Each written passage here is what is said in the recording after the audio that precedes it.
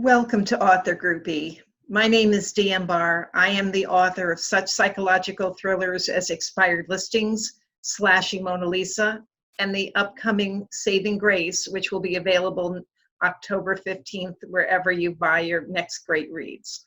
Today, I am interviewing Patti Liszkay. She is an Ohio-based humor writer. She has written short stories and she has written plays before she came to writing novels. And she is going to tell us about her journey, as well as how she gets so many great interviews and how to write a successful blog. So please sit back, enjoy, and as always, stay safe. Welcome everyone to another edition of Author Groupie. I'm here with Patti Liszkay. Hi, Patti. Patti is an Hi, Dawn. Patti is an Ohio-based author who has written it all, from short stories and plays to novels. She is now published through Black Rose Writing, which, full disclosure, is my current publisher as well. She's an accomplished self-marketer with a lively presence on social media, which I hope she'll tell us all about. Patti, welcome. I have a bunch of questions. Thank you. So nice to be here. Nice to have you. I'm going to launch into a bunch of questions, and I'm looking forward to hearing the answers. Okay, well, fire away. I understand you were in the writing business for a few years before you became a novelist. What were some of the things you learned about being a writer? Oh, quite a few things. I'd say the one thing I really learned was that there's something that almost all of us writers, about 95% of us, have in common, and that is another job, right? Oh, yeah. And there's nothing worse, right? And there's nothing worse than when somebody who knows you from your other job reads something that you've read, and then they say, oh, I read your magazine article or your blog post or whatever, and it was really good. You know, you really should have been a writer. And then you tell them, well, I am a writer, and they say, no, I mean a real writer.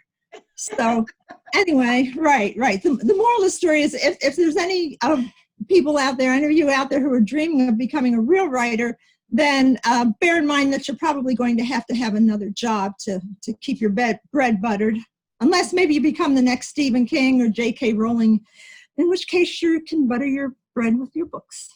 So what do you do to butter your bread, so to speak?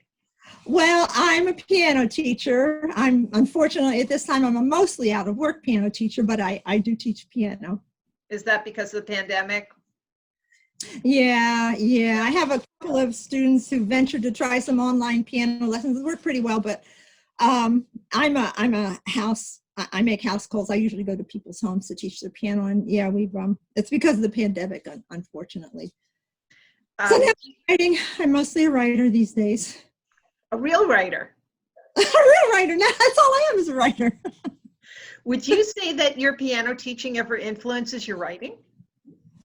Oh, I think it probably does, at least peripherally. I mean, most of my stories do have children as some of the characters. For example, in my novels, Equal and Opposite Reaction and Hail Mary, there are several young characters, ages 6, 7, 9, 11, and 2 babies, which is about the average age of my piano students. Oh, well, not the babies, of course. No, I do specialize in teaching very young children through the Suzuki method. I teach children as young as 3. So, I have a lot of experience with children.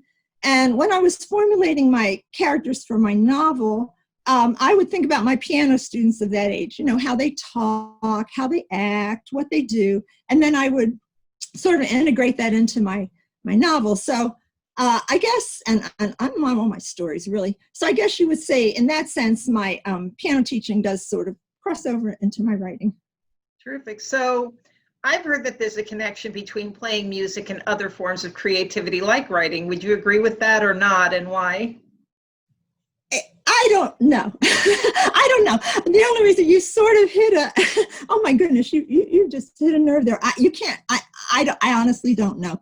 I have so many parents who come to me and they say, well, I want my children to learn piano because it'll make them good in math. It will make them good in science. It'll make them smart students. And I say, all I can guarantee is if they do what I say, it will make them good pianists and it will make them good musicians, and that's enough. And I cannot guarantee any other kind of connection between music and anything else. So the truth is I don't really know. And I wouldn't mind if that made you a more of a creative person on other levels, but it bugs me when they say, well, I'm doing this because I want them to be good at something else. I'm like, this is enough.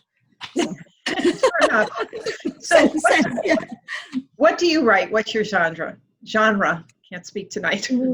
That's comedy. I just seem to be hardwired to write comedy.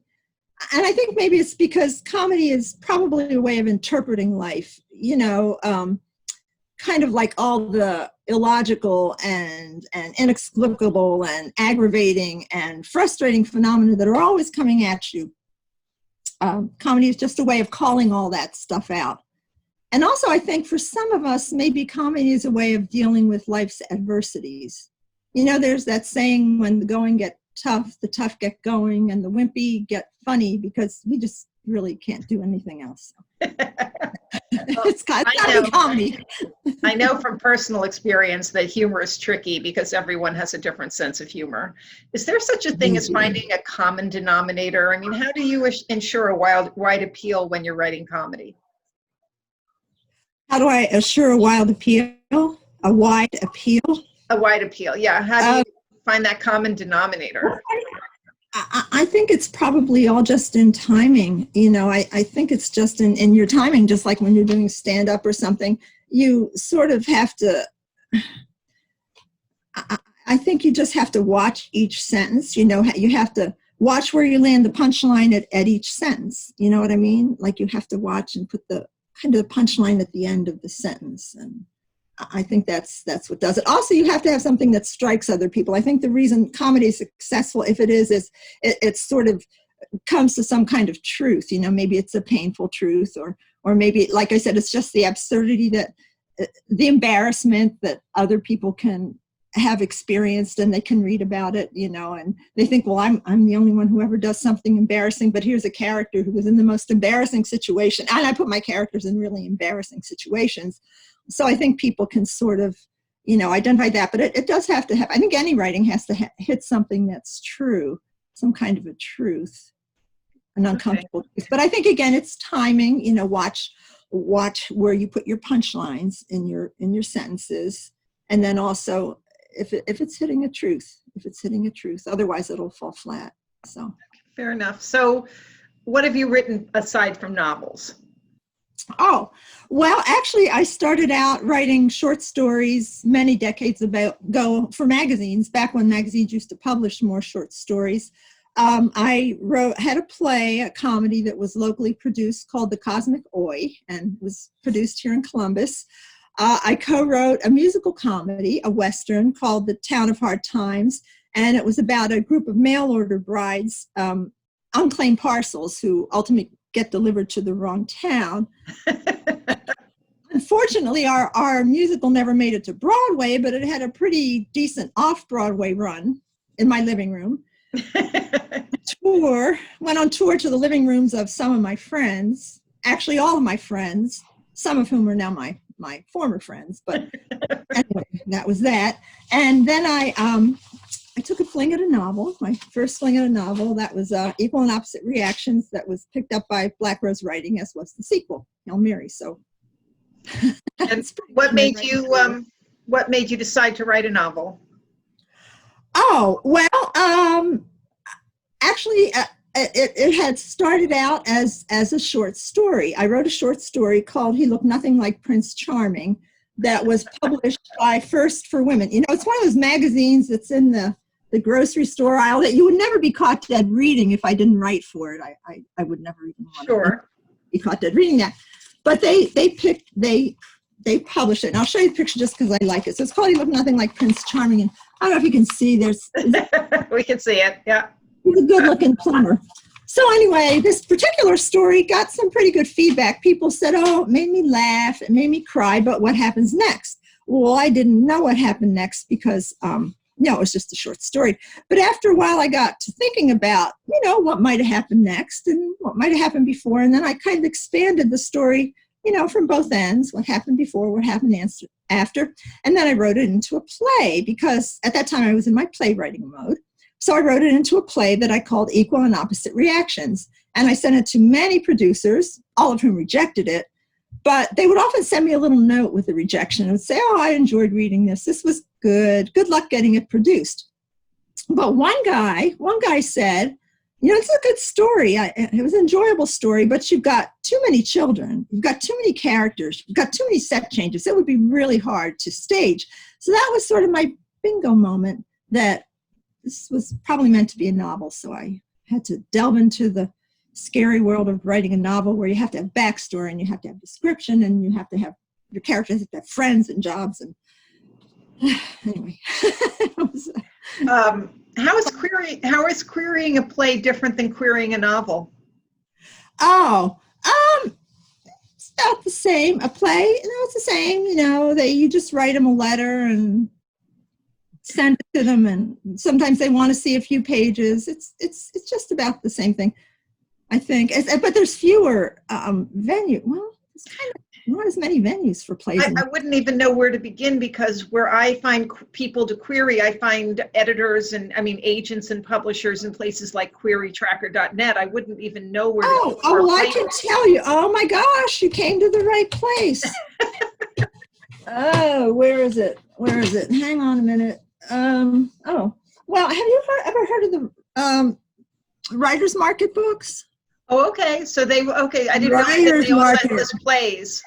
Well, they used to have a playwrights market, and they used to include it now I always get the novel and short story writers these days because that's all I write. Well, you don't even need it anymore, hardly. Right. The only reason you want it is to kind of reference reputable places, you know, but they have places, other reputable places. But the actual book, the writer's market, used to include all the playwrights. They would include everything, you know, the short story writers, the poetry books. Have you ever seen the real thick one, the writers? Yeah, no, I used to get it. I know it's online now. I just didn't. I've always thought about writing plays, but I didn't even. It never went as far as to start hearing anyway. Yeah. Oh, okay. No, that's where you can get that online too. That's part of the whole thing. Interesting. But the writer's market does also have a playwrights section. Good to know. So tell us a little bit about these two books. You've got Equal and Opposite Reactions, and you've got the sequel, Hail Mary. So tell us what those are about. Oh, okay. Well, I got the title for Equal and Opposite Reactions comes from the physics theorem. For every action, there's an equal and opposite reaction. And I chose this because I felt like the story was sort of a manifestation of this law of physics as it plays out in human relationships and interactions, which, as we know, can be quite volatile, or at least they are among my characters. As far as the story, Equal and Opposite Reactions is it's an urban romantic comedy set in working class Northeast Philadelphia, where I grew up and knew probably most of the characters, including the plumber. And it tells the story of the chain of events that unwinds when a newly divorced, financially and emotionally struggling young mother named Sally Miller and a broken-hearted plumber named Silvio Jablonski, who comes to Sally's house to fix her broken toilet, learn to their random shock, that they have something strangely in common. And this discovery ends up leading them down this rabbit hole where they end up meeting a constellation of characters from around the Philadelphia area, including Sally's ex-husband, who's sort of this financially overextended real estate wheeler and dealer, and also Silvio's ex-wife, who's a kind of a seductive and sexually manipulative woman. Also, there's a shady South Philadelphia salvage yard operator, among a few of them. But central to the story, there's a family of desperate, undocumented Nicaraguan immigrants whose lives become kind of mixed up with Silvio's and Sally. And pretty soon, Sally and Silvio find themselves struggling to follow their hearts and their consciences while they try to deal with all the moral and ethical dilemmas that swirl around them from having gotten involved with this family of undocumented immigrants. And they all end up in the office of an African-American immigration lawyer with a social conscience, who nonetheless finds that he might have bitten off a little more than he bargained for when he took on the case of the plumber and his girlfriend and the Nicaraguan immigrants, who really are only trying to make a better life for themselves and their child, their American-born child, just to complicate things a little bit. Wow, so, a lot of layers. A lot of layers, yeah, a lot of convergent storylines and evolving situations, and a lot of sex too. Oh, good for that. Yeah, a lot of sex. Yeah. So That widens the pool a little bit. did you always know that the first book was going to have a sequel? Oh, not at all. Not at all. Because Equal and Opposite Reactions, I mean, it was this really big book. I was lucky anybody even published it. It was 113,256 words. And I mean, it was full of all these situations and all these characters and all these problems that I kept throwing at the characters. In fact, I would think up the problems before I even knew I was going to solve them. But eventually I solved them all, so I thought I was writing it according to the rules. The characters start here and then they end up someplace else at the end and all the problems are resolved. So I thought. But the readers didn't think that. The biggest criticism I got was that the story isn't ended well. It's not really ended. What happens next? You haven't told the whole story. But I think what happened was that people just kind of got so invested in the characters that they wanted to know, what was going to happen next. So I thought a little bit about it and figured out what probably would have happened next. I felt like saying to everybody, well, think about it. What happened? Say this was somebody's life. What would happen next? So I thought about it and I wrote a sequel, Hail Mary. Okay, so Hail Mary, tell us a little bit about that, including the meaning of the title. Oh, well, the title refers to the football play, the Hail Mary pass, where the player in desperation just blindly throws the ball and hopes for the best. So that's what the title is. As far as the story, there was one character from Equal and Opposite Reactions who was not a main character, but people seemed to be really intrigued with her. Her name was Trista. And people hated Trista. I don't know why. I didn't think she was hateful. She was what she was. But people would say things to me like, oh man, I hated that Trista. I know somebody just like her. So I think this particular same thing, it hit something at home and really had this kind of visceral reaction. So everybody really was mostly wanted to know, well, what does Trista go on to do? So I thought about it. I thought, well, somebody like her at the end of the story, she could have done eeny, meeny, miny, or Mo way over there. So I chose Mo, and I had her, thought of what she would have done next, as well as all the other characters in the story. So it continues with the original crew. Plus, there are some new characters and some characters who are just touched upon in Equal and Opposite Reactions. But it's mostly Trista's story. Will there be a third in the series? Yes, there will. There's a third on the way. I'm hoping to get out next year. That'll be called Tropical Depression. That's Same characters? The only one. What was that? Same characters? Same characters, yeah. But it'll focus on two different characters from the original story who I didn't quite get them into the the second one. So anyway, they'll be in the third one. That'll be theirs. I'm sorry. Go ahead. I think that was all. Okay. Are you able to use this time during the pandemic to get writing done? I know that I can't write a word, so I'm just wondering if other people are doing better than I am. Well, no, my problem is I also write a daily blog, so I tend to always just want to get my blog out of the way, and then I never have time for my novel. But somehow I'm with you. I don't think I'm getting any more writing done for some reason. So tell us about the blog. Oh, okay. Well, the blog, I write this several times a week. It's called Ilantha, and I named it after a plant called the Ilanthus altissima, it's also called the tree of heaven, even though it's a plant that just kind of grows in the city in a vacant lot through a crack in the sidewalk, any place where a scrubby old plant can grow. And I know that in some cities there have been campaigns to try to get rid of the Ilanthus altissima because some people consider it a blight. But then there was brushback because there are some other people who feel like, oh, it's a little bit of an oasis, an urban oasis. It's a little bit of a green amongst all the concrete and brick and glass. So I thought I'd name my blog after the Ilanthus. I call it Ilantha, because I think it's up to my readers to decide whether it's a blight or whether it's a daily oasis. So my readers can be the judge of that. So what do you think are the keys to writing a successful blog? Oh, a keys to writing a successful blog. Oh, geez, I think you just have to be thinking all the time. I mean, I don't know. I guess it all depends. Like, for example, I think a lot of blogs are niche, however you say that word. you know, maybe it's a cooking blog, or maybe it's a political blog, or some kind of a blog. But mine is just sort of like, I just consider myself sort of a visitor to the planet who is chronicling on the various and sundry things that I observe, hopefully of interest to my, you know, to my other visitors to the planet. So mine is sort of a little more random. I think in my case, I'm just always working on it. You know, I'm just always thinking about it. I mean, I think if you have a niche, you probably have to be good at what you're doing. You know, you have to be on point. In my case, I think I just have to write it well. I think in my case, it has to be well written. It has to be polished. And, you know, writing a blog every single day, that it takes up so much time, because you don't want to go out there and, you know, have something poorly written. Sure. I think it's, you know, you just have to polish and polish it. And you have to not make it too long. I'll give you that. Don't make it too long, but do it pretty often. Because if you make it too long, people get bored. In my case, put a lot of pictures. People love pictures. People do love food. So the ones that are about food and picture, and people like, I don't know, people like things that are kind of uplifting, and sometimes I write things and I think, oh, this is so stupid. You know, I'm just writing about the night I met Yo-Yo Ma. Who's going to care? But people really like that. Yeah, that was a Sure.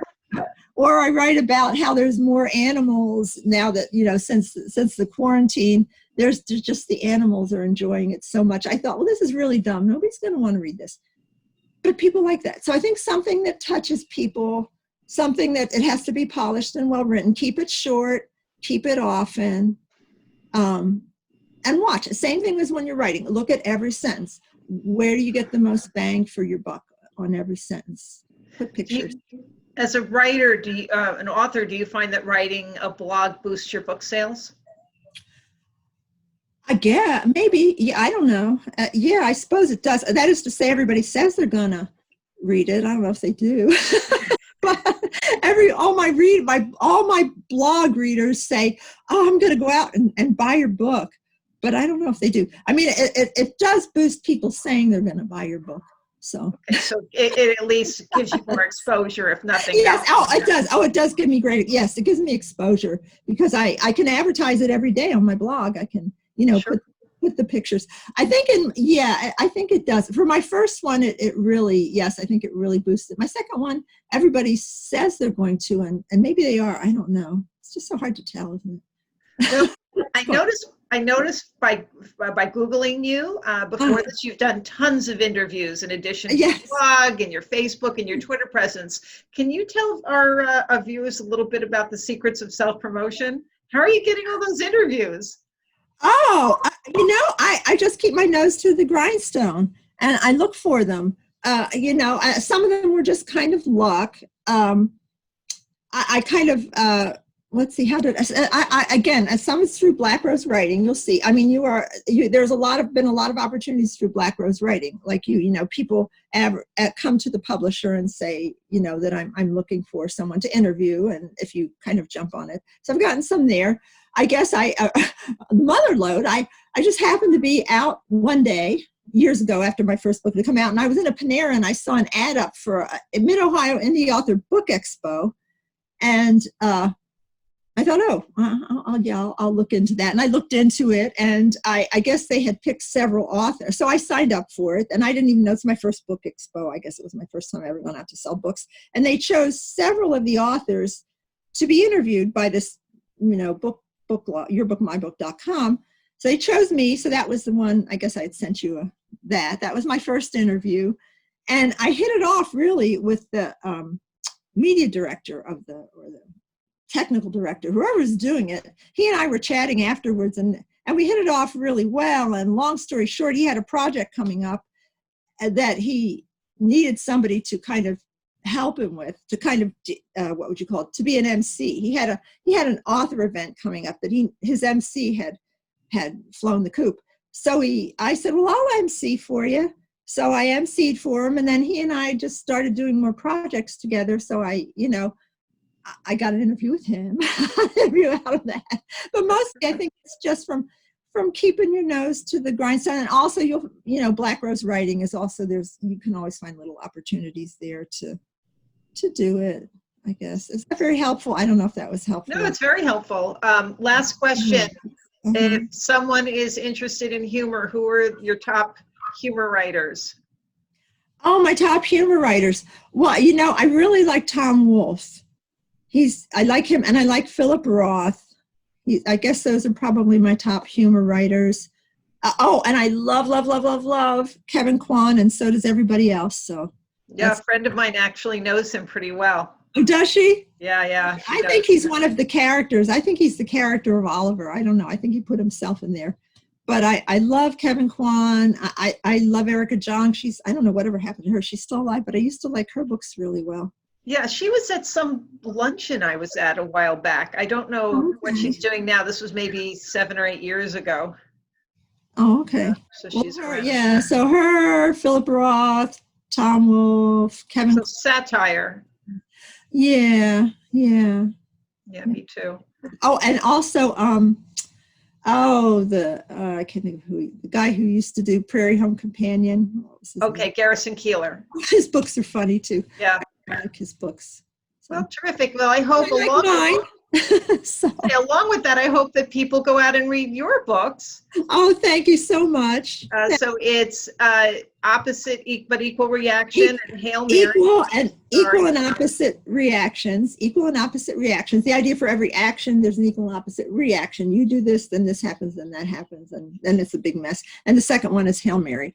And they can find those on Black Rose Writing website, and also where else? Amazon. You can find it at Amazon. You can find it at Barnes and Noble. If you come to Columbus, if the bookstores are open yet, at least the first ones in some of the bookstores, and also in the Columbus Public Library, you can find it. I'm not sure if the library is open yet either. So, but in the meantime, you can find them on Amazon and Black Rose Writing, and you can find them on Barnes and Noble. So. Terrific. Everybody go out and buy those books. And I appreciate you spending time with me. I wish you best of luck with these releases, and please stay safe. Oh, thank you, Dawn. And the same to you. It's been a pleasure. Thank you so much. And Thank you. The best to you as well.